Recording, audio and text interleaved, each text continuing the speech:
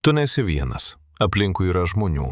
Galbūt net žmogus šalia tavęs lovoje, bet kažkas lieka nepasiekiama. Jauti distanciją, kurios negali nei paaiškinti, nei užpildyti, kad ir ką darytum. Psichologija sako, kad tai nėra tiesioginė santykių problema. Tai atskleidžia kažką, kas prasidėjo daug anksčiau. Psichologai tai vadina nesaugiu prisirišimo stiliumi.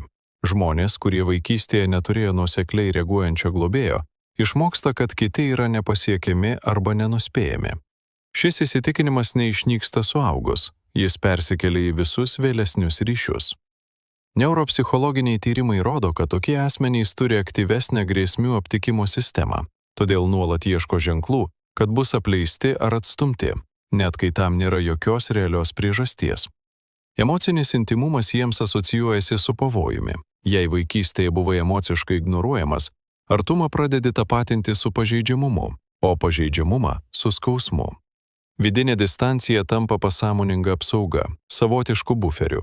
Smegenys išmoko, kad neįsileidžiant kito žmogaus iki galo, bus netaip skaudu jam išėjus.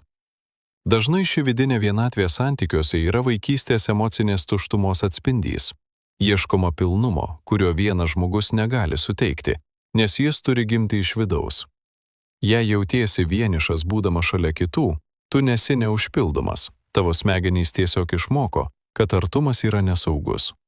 Tačiau prisirišimo stilius nėra likimas, kadangi jis buvo išmoktas, vadinasi jį galima pakeisti ir išmokti pasitikėti iš naujo.